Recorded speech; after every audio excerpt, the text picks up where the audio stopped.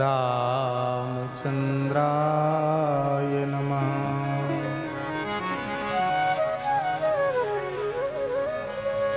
ओम नमः परमहंसास्वादित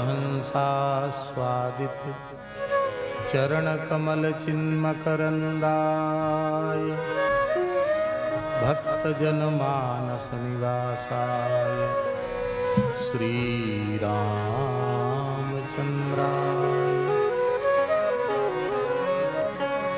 वागीशायस्य वदने लक्ष्मीर्यस्य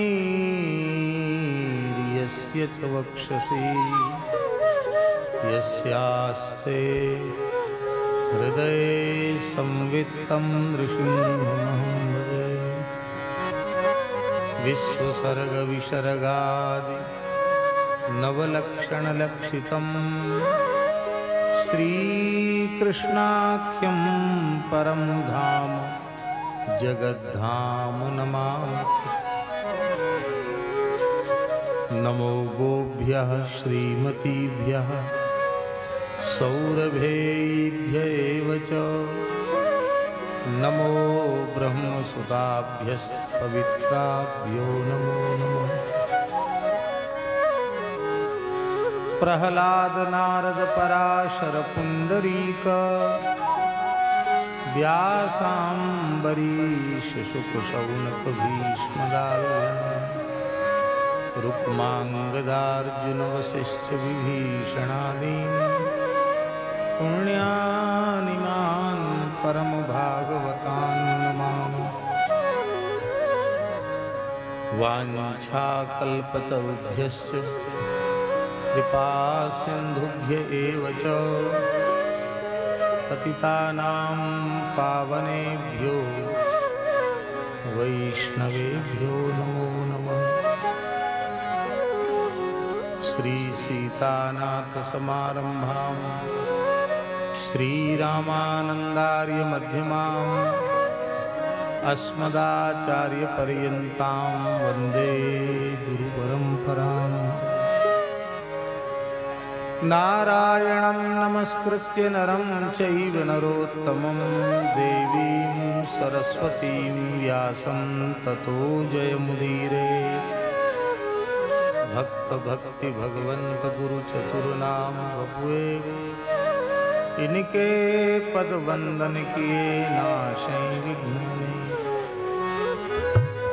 बंदौ गुरुपद कंज कृपा सिंधु नर रूप हरि महामोहतम कुंज जासु वचन रविकर निकर।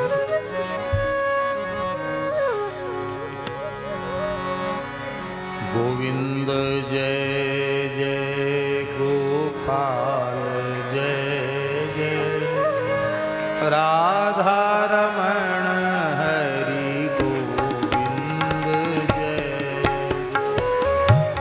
गोविंद जय जय गोपाल जय जय राधा रमण हरि गोविंद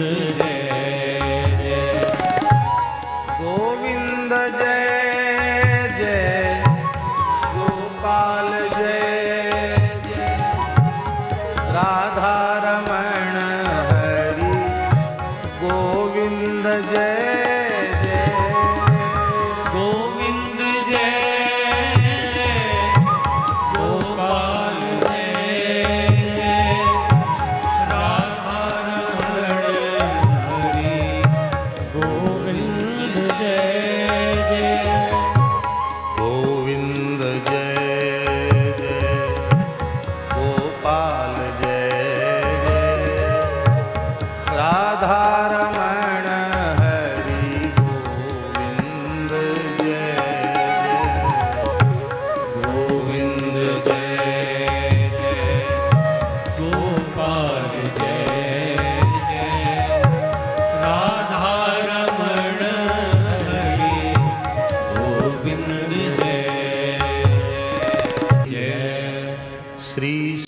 श्याम गोधाम की जय, श्री पथमेड़ा गोधाम की जय, श्री जड़खोर गोधाम की जय, श्री 84 कोस ब्रजमंडल धाम की जय, श्री भद्रकाली माता की जय, श्री गंगा सागर महातीर्थ की जय, श्री कपिल भगवान की जय, श्री जगन्नाथ महाप्रभु की जय, श्री बलभद्र महाप्रभु की जय, श्री सुभद्रा देवी की जय, सपरिकर श्रीमद् भागवत महापुराण की जय, श्री वेदव्यास भगवान की जय, श्री सुखदेव भगवान की जय, श्री राजर्षि परीक्षित जी महाराज की जय, श्री सूत सौनकादि ऋषि की जय, श्री सद्गुरुदेव भगवान श्री पहाड़ी बाबा जी महाराज की जय, सद्गुरुदेव श्री भक्तमाली जी महाराज की जय, सब संतन की जय, सब विप्रन की जय, सब भक्तन की जय, श्रीमद् भागवत कथा महामहोत्सव की जय, जय जय श्री राधे,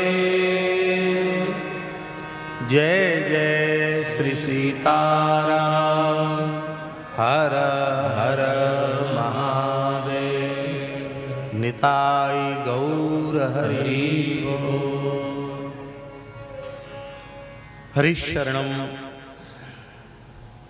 अनंत कोटि ब्रह्मांड नायक सर्वेश्वर परात्पर परब्रह्म असंख्येय दिव्यानंत कल्याण गुणगण निलय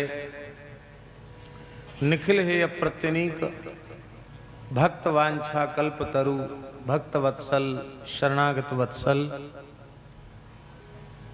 भगवान श्री जगन्नाथ महाप्रभु की महती कृपा करुणा से त्रिभुवन पावनी पतित पावनी भगवती गंगा के तट पर बसे हुए भगवती भद्रकाली से विराजित इस धार्मिक महानगर कोलकाता के इस पवित्र विधान गार्डन नामक स्थल में श्री हरि सत्संग समिति एवं बनबंधु परिषद के संयुक्त तत्वावधान में भारत राष्ट्र के प्रति, भारत माता के प्रति और भारतवर्ष के समग्र विकास के प्रति समर्पित भाव को लेकर आप सब यहाँ विराजमान हैं। आज हम सबके परम सौभाग्य से परम श्रद्धेय पूज्य पंडित श्री मेहता जी भी कृपा पूर्वक पधारे। प्रायः अखबार में आपका जो आलेख है उसको हम अवश्य पढ़ते ही हैं और बहुत सुव्यवस्थित रूप से अपने भावों को अत्यंत सहजता और सरलता पूर्वक सबके भीतर स्थापित करने का अनुपम आप में वैलक्षण्य प्राप्त है और हम आपका सादर वंदन करते हैं। हमारे स्वामी जी कौन सी जगह जलेश्वर वाले पूज्य बाबा महाराज गांव को कैसे, एक छोटे से गांव को कैसे सत्संग से और भागवत धर्म से, भक्ति के संस्कारों से जोड़ा जा सकता है, इसका प्रत्यक्ष उदाहरण प्रत्यक्ष रूप में किसी को देखना हो तो जलेश्वर में पूज्य बाबा के स्थान में जाना चाहिए। ऐसी श्रद्धा भक्ति और ऐसा गांव के लोगों में ऐसे पवित्र भावपूर्ण संस्कार बिना किसी संत के सानिध्य के संभव नहीं है। 2-3 दिन हम वहाँ थे तो हमको बहुत सुख मिला आपकी सनिधि में। आप भी पधारे हैं। हमारे श्री अयोध्या जी से पूज्य वेदाचार्य जी आए हैं। और भी अनेक संत महापुरुष आए हैं। उन कर्तापने के अहंकार से मुक्त होकर किया जाए, भगवत प्रीत्यर्थ किया जाए और करने के बाद फिर भगवत अर्पित कर दिया जाए, भगवान के चरणों में निवेदित कर दिया जाए। तो विनाशी कर्म अविनाशी से संबद्ध होकर के अविनाशित्व को प्राप्त हो जाता है। वो विनाशी कर्म भी भगवत रूप हो जाता है।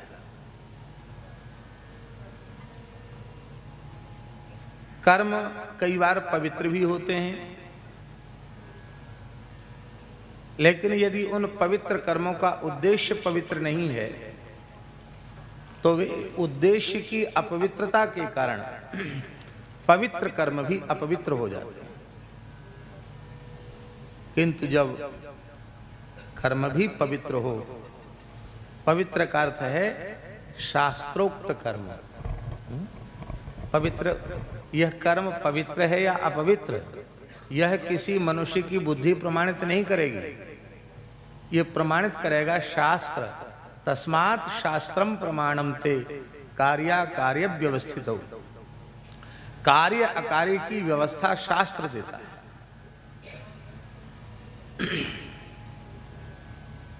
शास्त्रोक्त कर्म, शास्त्रीय कर्म, और हम यदि उसको दूसरे शब्दों में कहें तो विहित कर्म।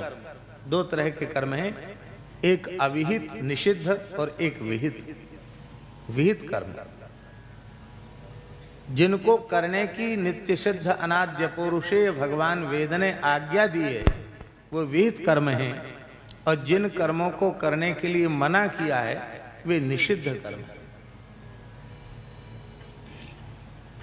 निषिद्ध कर्मों का सर्वथा त्याग, विहित कर्म का अनुष्ठान, यही है कर्म की पवित्रता। शास्त्रोक्त कर्म करें और शास्त्रोक्त कर्म भी पवित्र उद्देश्य के लिए करें।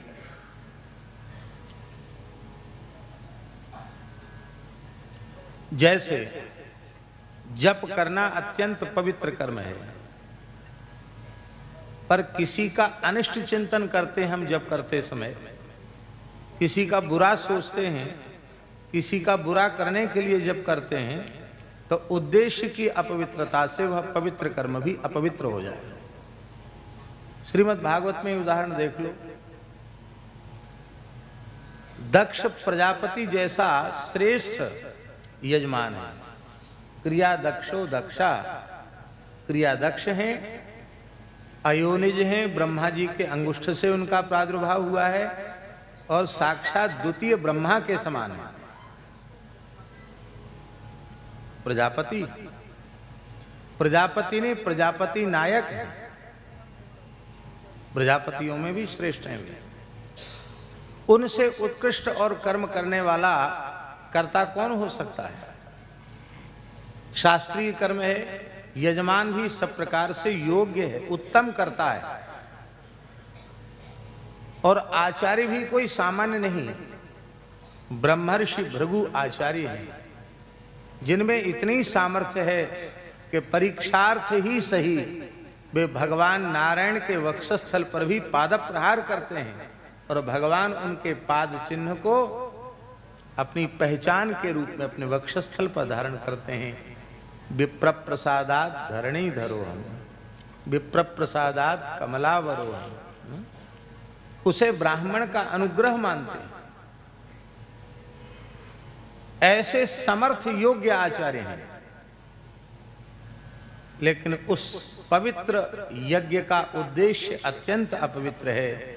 देवाधिदेव भगवान शिव को अपमानित करना, उनको बहिष्कृत करना, उनको तिरस्कृत करना उस यज्ञ का उद्देश्य था। इसलिए इतने बड़े आचार्य के आचार्यत्व में और इतने श्रेष्ठ यजमान के यजमानत्व में किया गया कर्म भी सफल नहीं हुआ।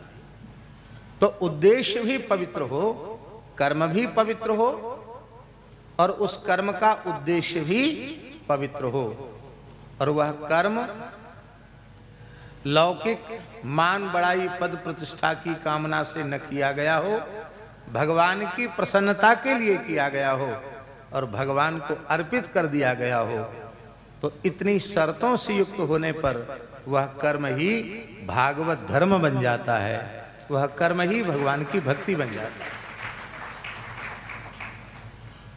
हम यह बात इसलिए कह रहे हैं कि श्री हरि सत्संग समिति और बनबंधु परिषद, इनके द्वारा जो कार्य किया जा रहा है वह अत्यंत पवित्र कार्य किया जा रहा है। बहुत अच्छी बात कि नगर के शिक्षित, श्री संपन्न, सामर्थ्यवान लोग, जंगलों में रहने वाले, गांवों में रहने वाले, जो अशिक्षित, अपोषित, अभावग्रस्त लोग हैं, उनकी सेवा करें। गांवों से, वनों से जो नगरों की ओर पलायन हो रहा है और ग्रामीण सभ्यता संस्कार विलुप्त हो रहे हैं, उनकी सुरक्षा हो, बहुत पवित्र बात है। हम भी गोवंश की सेवा के लिए यही बात करते हैं कि दो बातें हैं, एक गोरक्षण है और एक गो संवर्धन है। दोनों अलग अलग कार्य हैं और अलग अलग होते हुए भी दोनों कार्य एक दूसरे के पूरक हैं।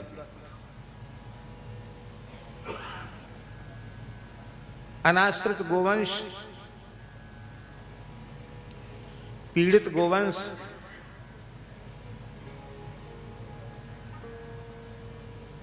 रुग्ण गोवंश और बधिकों से छुड़ाया हुआ गोवंश,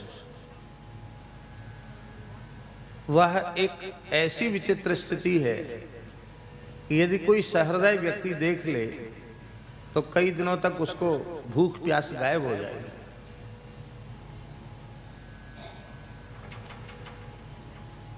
और प्रायः गौशालाओं के पास सीमित सामर्थ्य के होने के बाद भी, स्थान सीमित होने के बाद भी,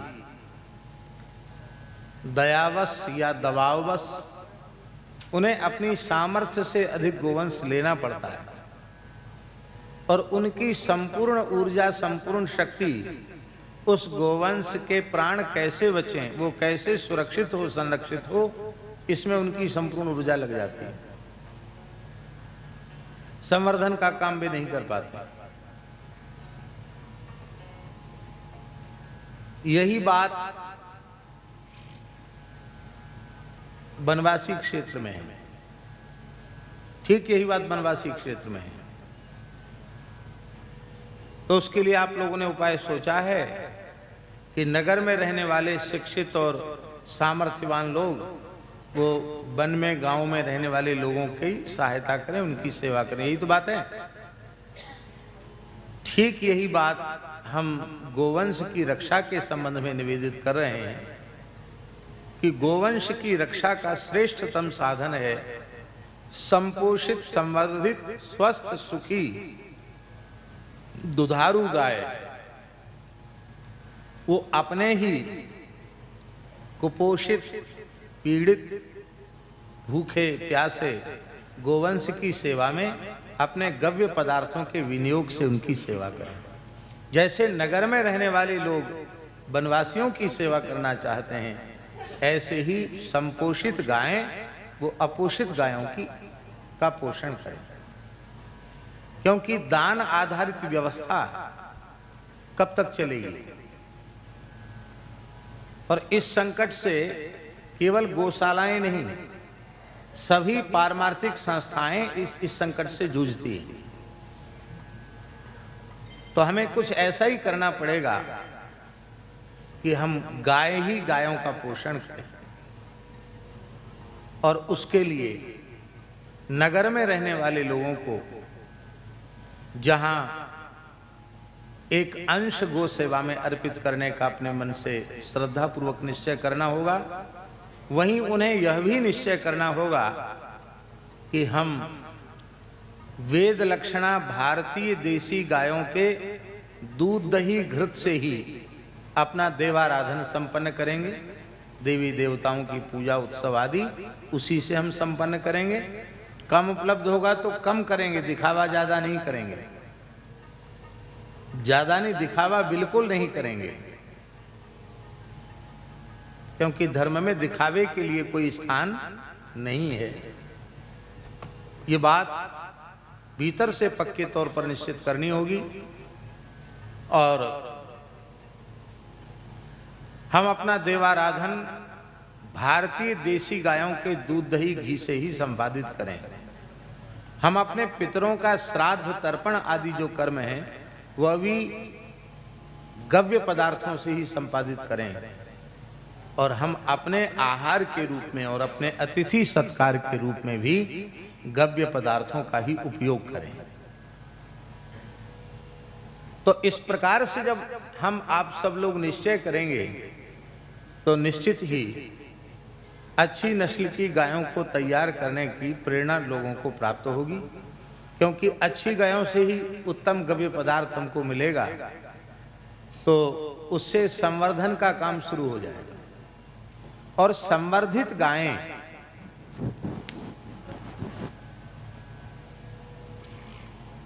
वे अपोषित गायों का पोषण करेंगे। जैसे नगर के रहने वाले श्रीमंत लोग और वन में रहने वाले लोगों का बंधु बनकर के कार्य करना चाहते हैं, बस यही बात है। और इसकी पूर्ति होनी चाहिए। और सौभाग्य की बात है कि धीरे धीरे अब पढ़े लिखे शिक्षित समाज को भी ये बातें समझ में आने लगी हैं। और गव्य पदार्थों के प्रति अच्छी प्रकार से की गई प्रस्तुति के कारण गव्य पदार्थों के प्रति लोगों का भाव भी धीरे धीरे जग रहा है, क्योंकि उत्तम स्वास्थ्य सब चाहते हैं।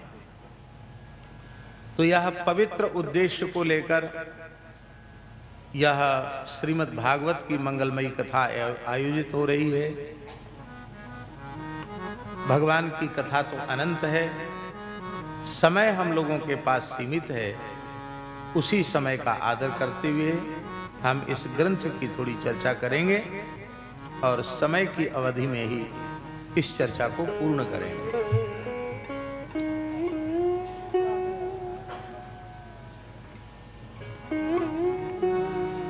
सबसे पहले श्रीमद् भागवत में महात्म्य की चर्चा है। महात्म्य अनेक पुराणों में श्रीमद् भागवत का है, किंतु दो पुराणों में विशिष्ट महात्म्य है। एक स्कंद पुराण में और दूसरे पद्म पुराण में। स्कंद पुराण में श्रीमद् भागवत का महात्म्य 4 अध्यायों में है और पद्म पुराण में श्रीमद् भागवत का महात्म्य 6 अध्यायों में है।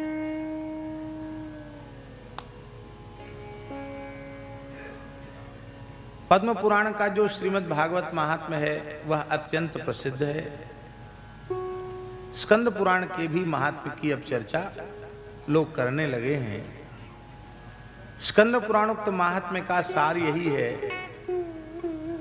कि भगवान श्री कृष्ण के लीला संपन्न करने के बाद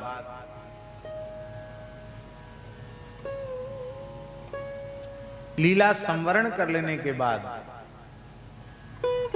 ब्रजमंडल का राजा भगवान के प्रपौत्र वज्रनाभ को बनाया गया। भगवान श्री कृष्ण की रानियां भी वज्रनाभ जी के साथ ब्रज में पधारी। राजर्षि परीक्षित उनके राज्य की स्थापना के लिए ब्रज में आए और महर्षि शांडिल्य के मार्गदर्शन में उन्होंने ब्रजमंडल के तीर्थों की पुनः स्थापना की।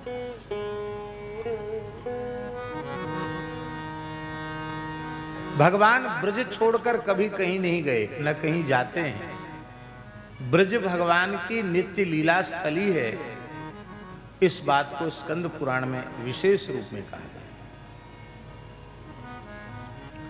लीलैवं द्विविधा प्रोक्ता भगवान श्री कृष्ण की दो प्रकार की लीला है, वास्तवी व्यावहारिकी। एक वास्तवी लीला, एक व्यावहारिकी लीला। जिस लीला में किसी युग का, किसी काल का विक्षेप नहीं है, जो भगवान की लीला निरंतर संचालित हो रही है, जिसमें कभी विराम नहीं है, जिसका न कभी अथ है और न जिसकी कभी इति है, अथ और इति से जो वर्जित है, वो भगवान की नित्य लीला है, जिसके संबंध में हमारे ब्रज के रसिकों ने कहा, चंद्र टरे सूरज टरे, टरे जगत व्यवहार, दृढ़ व्रत श्री हरिवंश को, टरे न नित्य विहार। श्री स्वामी बिहारिन देव जी महाराज कह रहे हैं, हमारे नित्य किशोर अजन्मा, बिहरत एक प्राण द्वे तनमा, इनके मल में थुन कछु नाही, दिव्य देह विहरत वनमा। इसलिए उस लीला का कभी तिरोधान नहीं होता, किंतु प्रकट में भगवान 28वीं चतुर्युगी के द्वापर के अंत में वसुदेव गृह में प्रकट होते हैं, नंद गृह में भगवान लीला करते हैं, और ब्रज लीला संपन्न करने के बाद मथुरा लीला करते हैं, मथुरा लीला के बाद द्वारिका लीला करते हैं, और द्वारिका लीला करने के बाद पुनः अपनी नित्य लीला में प्रतिष्ठित हो जाते हैं। नित्य लीला से व्यवहार की प्रकट लीला में आते हैं, और फिर लीला की अवधि पूर्ण होने पर फिर नित्य विहार की लीला में ही प्रतिष्ठित हो जाते हैं। और वो नित्य लीला का जो धाम है उसको ब्रजमंडल कहते हैं। उसमें भगवान दो स्वरूपों में विराजमान होते हैं।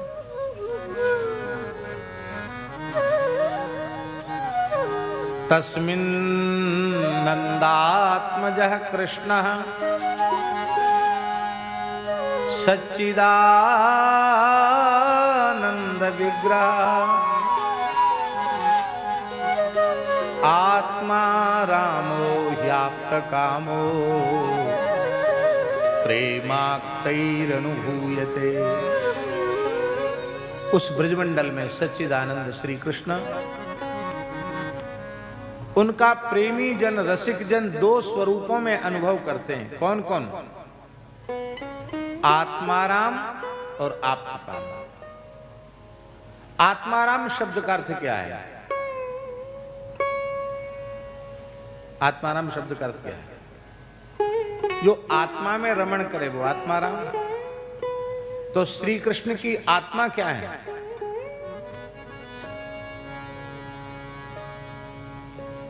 शांडिल्य महर्षि कह रहे हैं श्री कृष्ण की आत्मा है,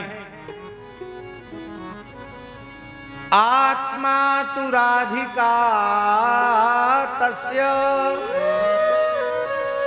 तयैव रमणादसौ, आत्मा रामतया प्रोक्तम मुनिभिः गूढ़वेदिभिः। आत्मा तो राधिका तस्य, उनकी आत्मा श्री राधा रानी है। उन श्री राधा रानी के साथ वे निरंतर रमण करते हैं, इसलिए श्री कृष्ण आत्मा राम।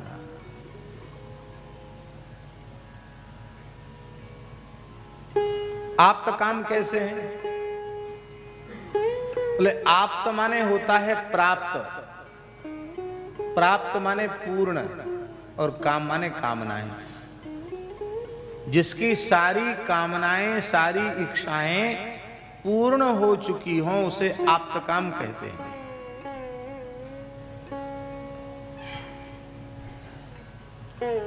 ऐसा कोई व्यक्ति खोज के लाओ जिसकी सारी इच्छाएं पूर्ण हुई हों। मिलेगा कोई? कोई नहीं मिलेगा।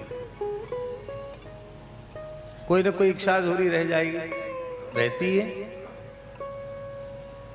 सब इच्छाएं सबकी पूरी नहीं होती। हाँ, ऐसे महापुरुष मिल सकते हैं जिनकी सारी कामनाएं पूरी हो चुकी हैं। वे कौन हैं? जिन्होंने कामनाओं को सर्वथा तिलांजलि दे दी है।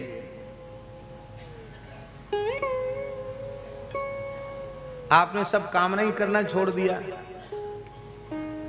तो आपकी सब कामनाएं पूरी हैं। कामना करते रहोगे तब तक कामना पूरी नहीं है, और कामना करना ही छोड़ दो तो सब कामनाएं पूरी। कामना करना छोड़ दो, सब कामनाएं पूरी। अकाम हो जाओ।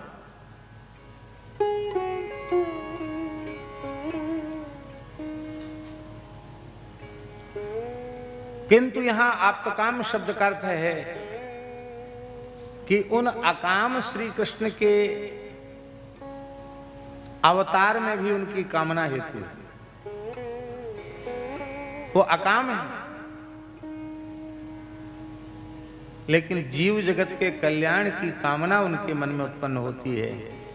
और जब जीव जगत के कल्याण की कामना भगवान के मन में उत्पन्न होती है तो भगवान अवतार लेते हैं।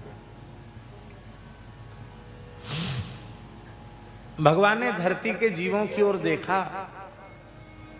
अपने अंशभूत जीवों की ओर देखा,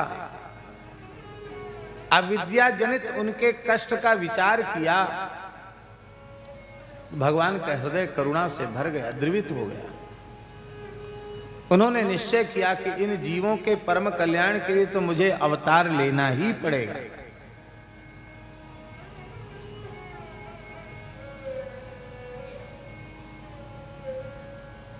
भगवान ने अवतार लेने का निश्चय किया,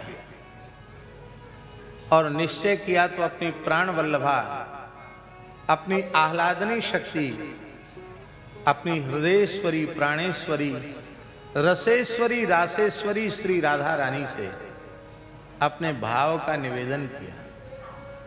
इन जीवों पर हम कृपा करने के लिए मैं धरती पर अवतार लेना चाहता हूं।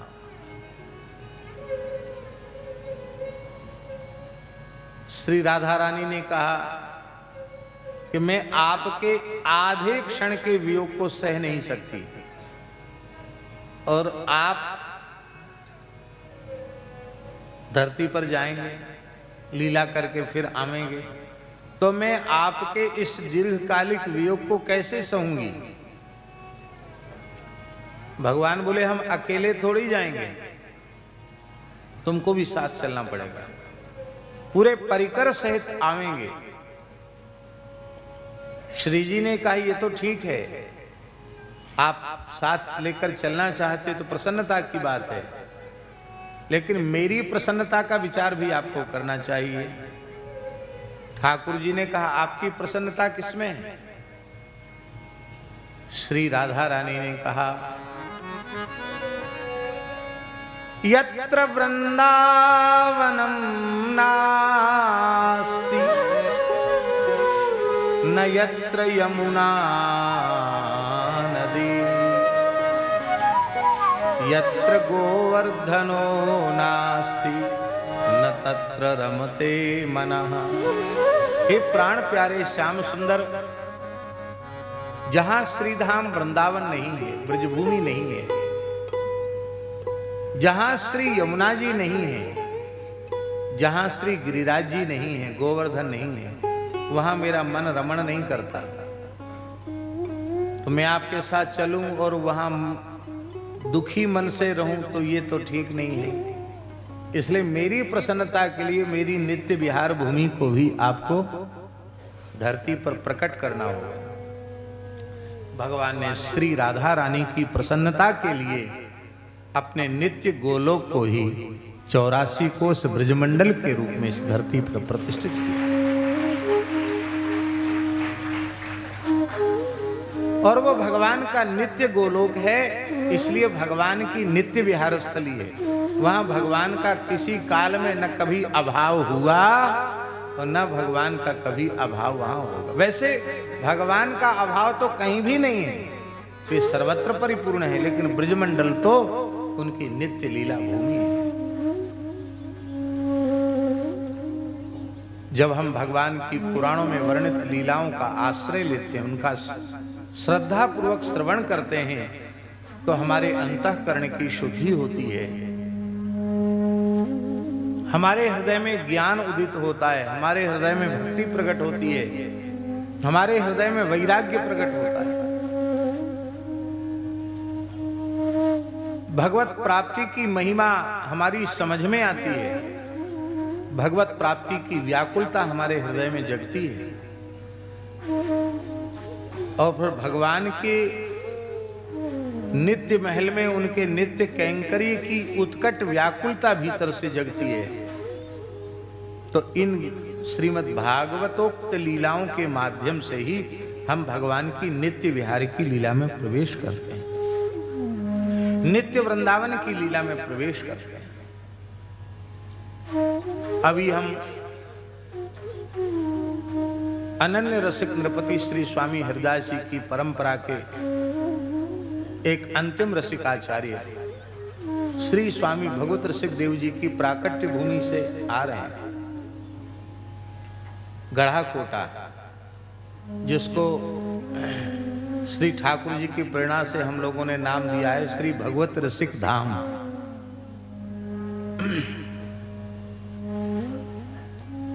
उन श्री स्वामी भगवत रसिक देव जी महाराज ने श्रीमद् भागवत की कथा को और श्रीमद् भगवत गीता को इस रसोपासना का प्रथम सोपान माना है।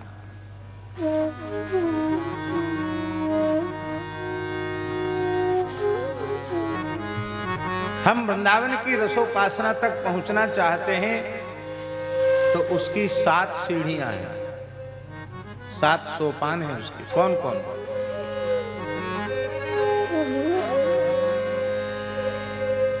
प्रथम सुने भागवत, प्रथम सुने भागवत, भक्त मुख भगवद वाणी। भक्त के मुख से श्रीमद् भागवत का श्रवण करें और भक्त के ही मुख से भगवत वाणी अर्थात गीता का श्रवण करें। वैसे भागवत भी भगवत वाणी है, क्योंकि भगवान ने ब्रह्मा जी को, और उन्हीं भगवान ने ब्रह्मा जी के रूप से नारद जी को, उन्हीं भगवान ने नारद जी के रूप से व्यास जी को, उन्हीं भगवान ने व्यास जी के रूप से सुखदेव जी को, उन्हीं भगवान ने सुखदेव जी के रूप से परीक्षित जी को प्रदान किया है। इसलिए यह भी साक्षात भगवान की वाणी है। श्रीमद् भगवद गीता और श्रीमद् भागवत, इनका आश्रय है, इन 2 पवित्र ग्रंथों का आश्रय है। प्रथम सुने भागवत,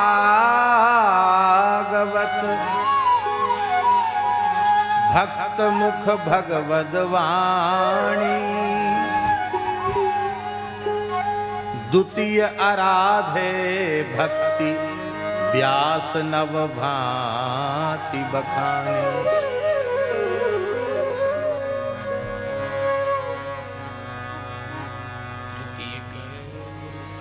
भक्तमुख क्यों कहा?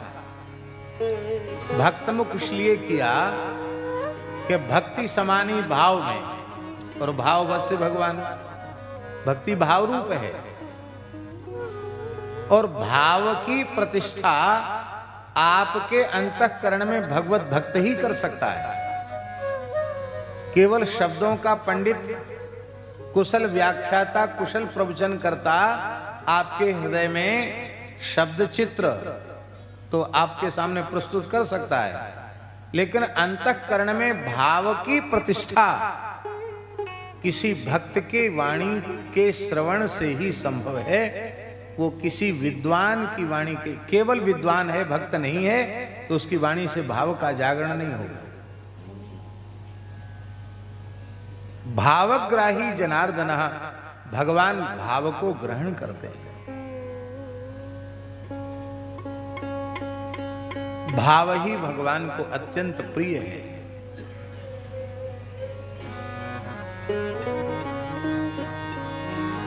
हमारे ब्रज में रास बिहारी भगवान बोलते हैं, भाव का भूखा हूं मैं, भाव ही बस सार है, भाव से मुझको भजे तो भव से बेड़ा पार है।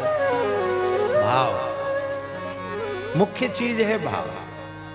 इसलिए भाव तुम्हारे अंतःकरण में भक्त ही प्रतिष्ठित कर सकेगा। इसलिए प्रथम सुने भागवत भक्त मुख, भक्त की वाणी से सुने भगवत वाणी। दूसरी सीढ़ी क्या है? द्वितीय आराधे भक्ति व्यास नव भांति बखानी। दूसरा सोपान है नवधा भक्ति का आचरण करें। अब देखिए, सुनते तो हैं भागवत, सुनते तो हैं गीता जी, पर ईमानदारी से बताओ नवदा भक्ति के अनुसार आचरण कितने लोग करते हैं?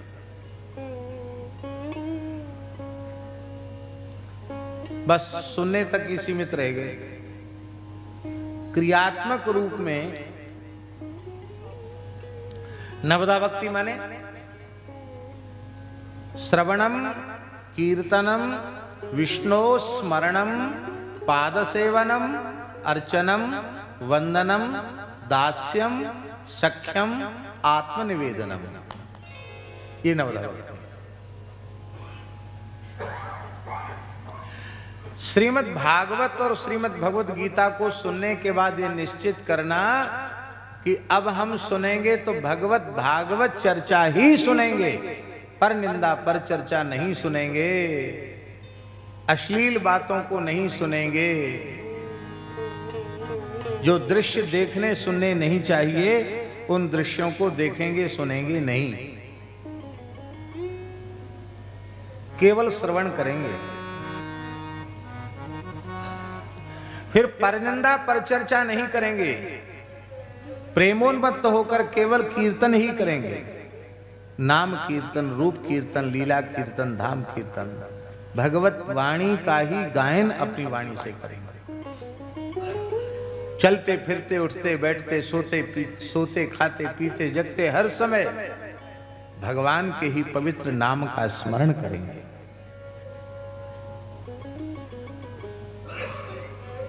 कितनी भक्ति होगी? 3, श्रवणम, कीर्तनम, विष्णु स्मरणम। चौथी भक्ति पाद सेवन, भगवान की चरण सेवा हम करेंगे। ये निश्चय करना है कथा सुनने के बाद। कैसे करेंगे भगवान की चरण सेवा?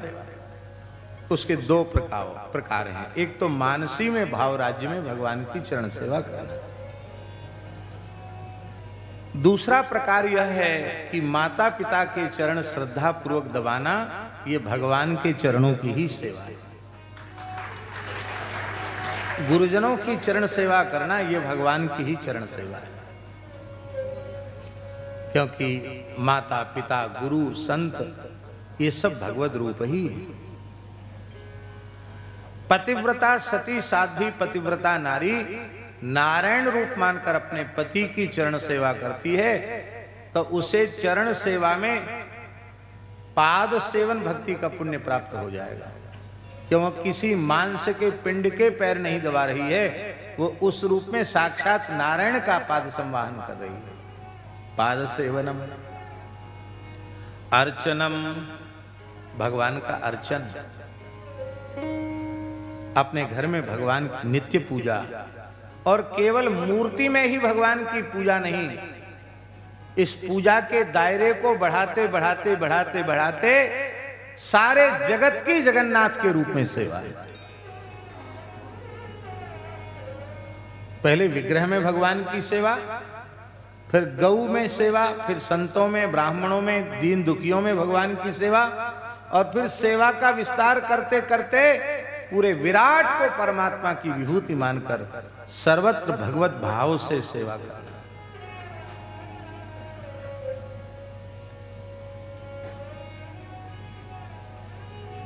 संत श्री मलुकदास जी ने बड़ी प्यारी बात कही।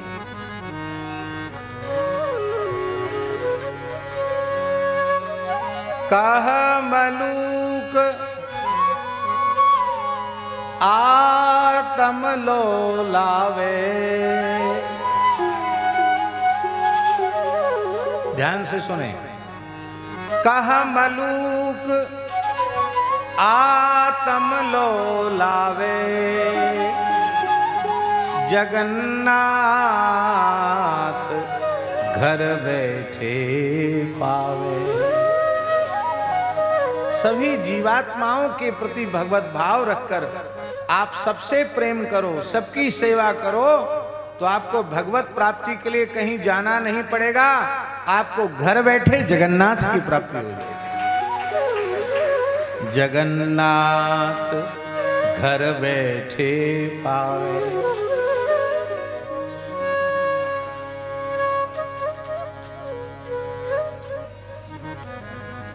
पर उसमें सर्वत्र भगवत दृष्टि रखनी होगी।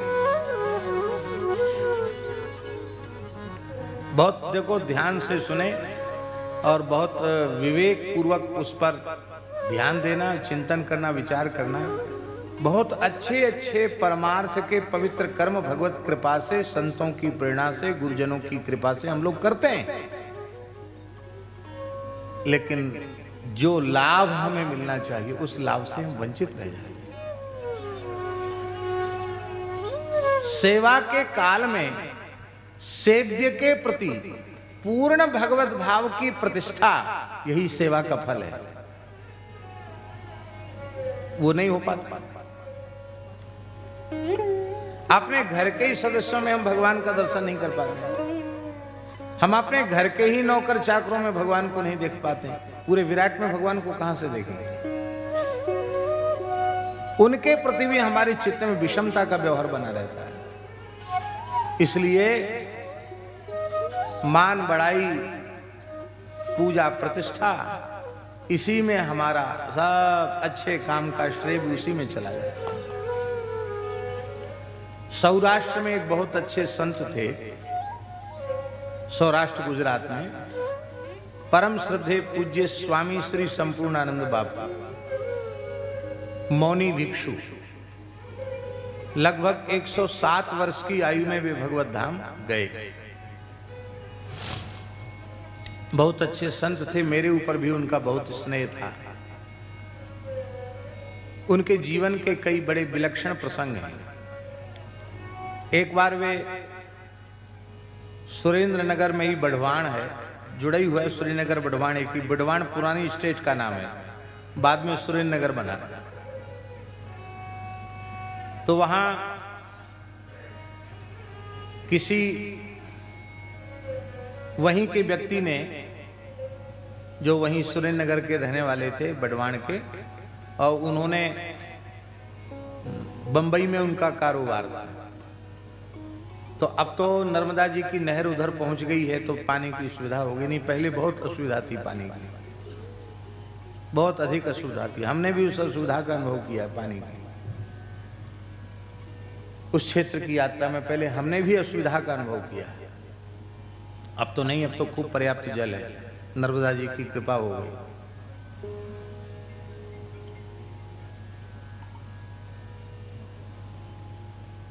तो वहां उन महानुभाव ने एक बहुत गहरी बोरिंग कराई, एक बड़ी टंकी बनाई और पानी की नगर के माने हजारों लोगों के लिए जल की उत्तम व्यवस्था। भगवान की दया से जल भी खूब मीठा सुंदर जल निकला।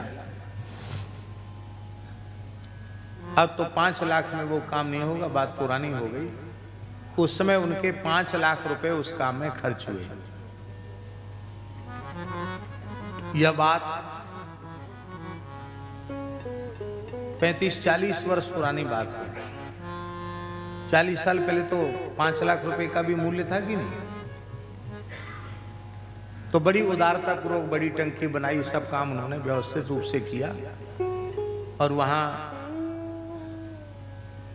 उसको शासन को अर्पित किया, नगर पालिका को अर्पित किया। उन लोगों ने उन महानुभाव के जो दानवीर थे उनके सम्मान के लिए, जब उन लोकार्पण जैसे होता ना, तो लोकार्पण का एक उद्घाटन का उत्सव था, उसमें उन्होंने संपूर्णानंद जी को बुलाया। श्री संपूर्णानंद जी उसमें मौन थे। तो लोगों ने कहा कि संपूर्णानंद जी के द्वारा इनको सम्मानित करवाया जाए। कहते ना कि महाराज के द्वारा शॉल उड़वा दो, महाराज के द्वारा माला पहना दो। तो उनको कहा कि ठीक है, अमुक महानुभाव उनको आप ये श्रीफल नारियल और ये शॉल और ये माला उनको पहनाओ और कुछ आशीर्वाद दें। तो उन्होंने कहा हम तो मौन है, इस समय हमारा मौन व्रत चल रहा है। उन्होंने स्लेट पर लिखा संपूर्णानंद जी ने, श्री हरि नारायण देख ले,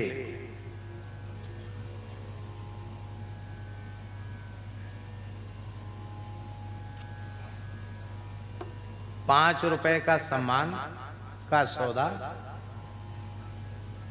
5 लाख में हो रहा है। क्या कहा? ये नारियल फूल माला और चद्दर मिला के 5 रुपए का ही होगा, पटका 5 रुपए का होगा। और तूने कितने पैसा खर्च किए? 5 लाख। 5 लाख पैसा खर्च किया और 5 रुपए का सम्मान लेकर वो सब बराबर हो। हमको कोई तकलीफ नहीं, हम कर सकते सम्मान, लेकिन तुम ये देख लो, तुम बनिया हो, कितना घाटे का सौदा हो रहा है। 5 रुपए में तेरे 5 लाख जा रहे हैं, माने 5 लाख रुपए जो दान किए ना, उसका पुण्य 5 रुपए में समाप्त हो रहा है। उस व्यक्ति ने पढ़ा स्लेट पर, संत ने क्या लिखा, पढ़ा, गदगद हो गया। बोले वस्तुतः मुझे सम्मान नहीं चाहिए, भगवान की दी हुई वस्तु से भगवत स्वरूप जनता जनार्दन की हमने सेवा की, इसमें मैंने क्या किया? मैं ये सम्मान नहीं चाहता हूं। और उसने श्रीफल, माला और चादर सब संपूर्णानंद जी को ही अर्पित किया। संपूर्णानंद जी ने अपने प्रसाद के रूप में उसको दिया। ये हो गया। आप समझे नहीं?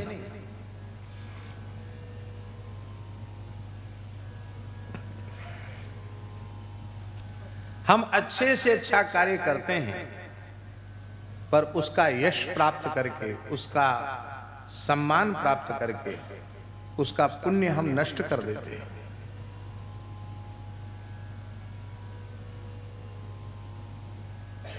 एक घसियारे ने, घास खोदने वाले ने सर्वस्व दान किया और एक राजा ने भी सर्वस्व दान किया।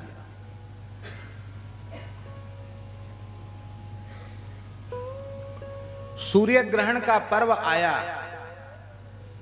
और सभी कुरुक्षेत्र में सूर्य ग्रहण के पर्व के समय एकत्रित हुए और वहां ऋषियों ने एक धर्म के वाक्य की स्थापना कर दी कि इस ग्रहण काल में जो सबसे बड़ा दानी होगा उसका प्रमाण यही होगा कि उसके सिर पर मेघ छाया करने लग जाएंगे। गर्मी का समय था, लोग दान करने लगे। भाई जिसके सिर पर छाया होगी उसी की जय जयकार होगी, वो सबसे बड़ा दानी माना जाएगा। लोगों ने बहुत दान पुण्य किया लेकिन किसी के सिर पे छाया नहीं हुई। एक राजा ने आवेश में आकर अपने संपूर्ण राज्य का दान कर दिया, उसके सिर पे भी छाया नहीं हुई। पर एक भगवान नाम लेने वाला सीधा साधा गरीब आदमी था, सरल हृदय का था। इतना गरीब था, न रहने को ठिकाना न खाने को ठिकाना। एक खुरपी थी घास छीलने की, एक खरिया थी घास बांधने की, और रोज अपने घास छील करके और खरिया में डाल करके बाजार में बेचता, उससे कुछ मिल जाता तो उससे कुछ आटा दाल लेकर के उसी से एक समय भोजन कर लेता। मान लो कभी नहीं बिका तो उस घास को किसी भी गाय को खिला देता और सोचता कि परमात्मा आज हमें उपवास पर रखना चाहते हैं, जल पी के रह जाता। उसने सोचा भैया अब क्या है, और हमारे पास तो कुछ है ही नहीं, मकान दुकान तो कुछ है नहीं, घर परिवार भी है नहीं, अकेले राम हैं, एक खरिया खुरपा ही दान करें। अब खरिया खुरपा का दान कौन ले? अच्छे अच्छे दान तो लेने वाले तमाम महानुभाव तैयार हो जाएंगे, विप्र देवता, खरिया खुरपा का दान कौन ब्राह्मण लेगा? बहुत दुखी हो गया, हमारा दान कोई नहीं लेता।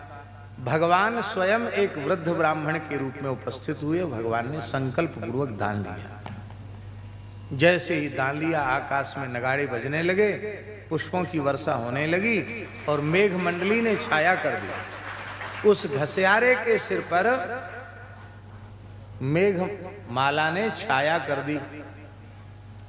अब वहां शास्त्रार्थ छिड़ गया, ऋषियों में ब्राह्मणों में।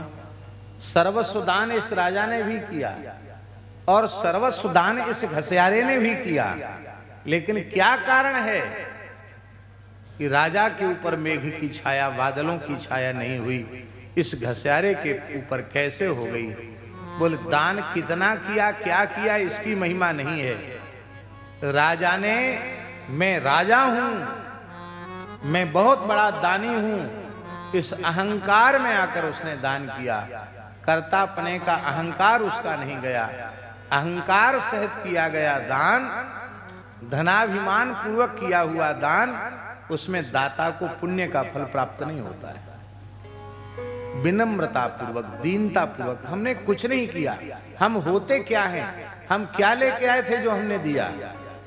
हमें जो कुछ मिला यहीं से मिला। यदि हमने परिश्रम पुरुषार्थ से कमाया तो हमारे परिश्रम और पुरुषार्थ की शक्ति भी परमात्मा ने दी। तो परमात्मा के द्वारा दिए हुए शरीर से, परमात्मा के दिए हुए पदार्थों से, परमात्मा स्वरूप जगत की हमने सेवा की, चाहे एकल विद्यालय के रूप में की, अथवा बनबंधुओं की सेवा के रूप में हमने की, अथवा गो सेवा के रूप में की। तो हमने किया क्या? भगवान की वस्तु से भगवत स्वरूप वनवासियों की सेवा की, भगवान के द्वारा दी वस्तु से भगवत स्वरूप गाय की सेवा की। हमने कुछ भी नहीं किया। हे प्रभु, करने वाले कराने वाले आप ही हैं। बस प्रार्थना ये है कि आप ऐसी सद्बुद्धि हमें दें कि हम आपकी दी हुई शक्ति से आपकी सेवा करते रहें। तो इस घसियारे के मन में दातापने का अहंकार नहीं है, इसलिए इसको जो पुण्य मिला वो राजा को नहीं मिला। ये कथा हमारी कपोल कल्पित कथा नहीं है, ये कथा भगवान व्यास के द्वारा कही गई महाभारत की कथा है।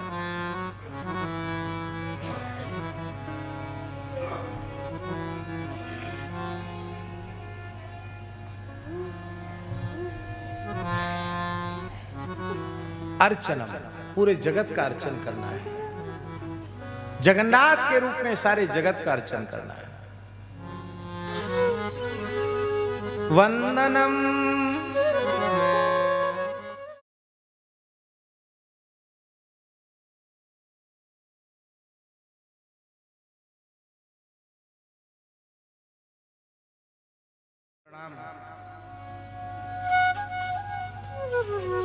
फिर धीरे धीरे माता पिता गुरुजनों को प्रणाम, और अपने प्रणाम रूप साधन को उन्नत करते करते अंत में जड़ चेतन जग जीव जत सकल राम मैं जान, बंदों तिनके पद कमल सदा जोर जुग पान, सिय राम मैं सब जग जानी।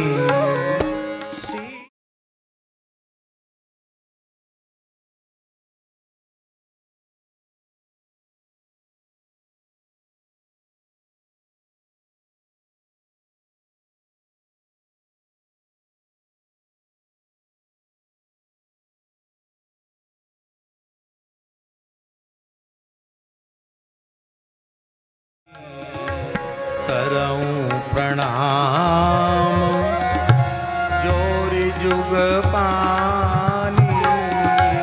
करऊं प्रणाम जोरि जुग पानी। करऊं प्रणाम जोरि जुग पानी। करऊं प्रणाम जोरि जुग पानी। प्रणाम वंदनम वंदन।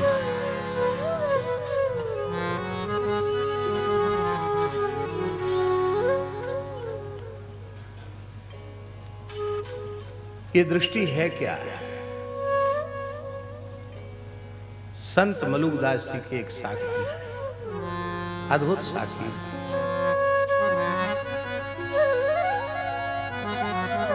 हमारा ये दावा है कि केवल इस साखी का आप भीतर से चिंतन करते करते करने लग जाएं, आपको ब्रह्म ज्ञान हो जाएगा, आत्मज्ञान हो जाएगा, स्वरूप साक्षात्कार हो जाएगा। इसको गहराई से भीतर से सोचें, चिंतन करते करते इसको आत्मसात कर लें।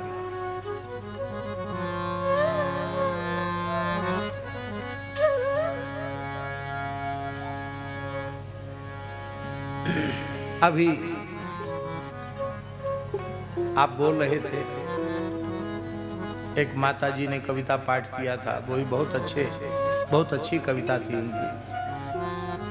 सारे भेदभाव मिटाकर हम सबकी भगवत भाव से सेवा करें। ये केवल प्रवचन से नहीं होगा, बोलने से नहीं होगा। ये विचार हमारे भीतर उतरे। संत मलुकदास जी कहते जाति हमारी आत्मा,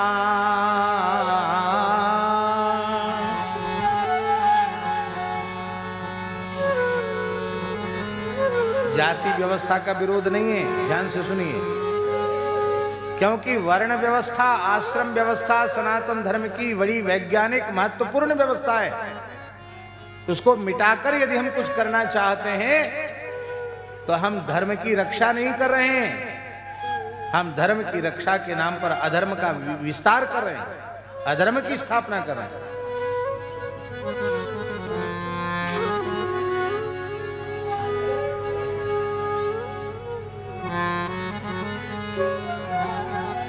व्यवहार में वर्ण व्यवस्था, आश्रम व्यवस्था को नकारा नहीं जाएगा, उसको स्वीकार किया जाएगा उसी रूप में जिस रूप में हमारे ऋषियों ने उसका चिंतन किया है। लेकिन हमें सेवा करनी है।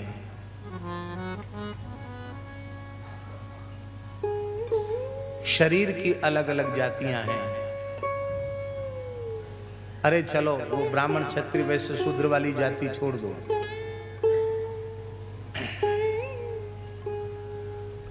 गुजराती आदमी अलग पहचान में आ जाता, उसकी नस्ल ही अलग होती। गुजराती बोलने से, चेहरे से, नाक नक्श से पता चल जाएगा ना गुजराती है। अब मद्रासी भी देखने से पता चल जाएगा। कि बंगाली भी, आप लोग मारवाड़ी हैं, 3-3, 4-4 पीढ़ी हो गई, लेकिन आपका नक्शा अलग है। और बंगाली महानुभावों का नक्शा अलग भगवान ने बनाया।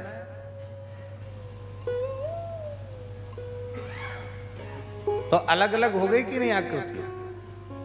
अमेरिका वाले अलग ढंग के हैं और अन्य देशों वाले, रूस वाले, थोड़ी उनकी आकृति अलग है। चीनियों की अलग ही आकृति है, जैसे किसी ने उनके मुंह कैसे पचका दिया हो, नाक मुंह दबा दिया हो, वो अलग ही पहचान में आता, उनका सांचा ही अलग है, सबका अलग रहना। लेकिन भैया शरीरों की अलग अलग जातियां हैं, पर आत्मा की अलग अलग जाति नहीं है। आत्मा की जाति पूरे ब्रह्मांड में एक है। और हमें सेवा करना है देह भाव से नहीं, आत्म भाव से। और यही आत्म भाव ही परमात्मा भाव है।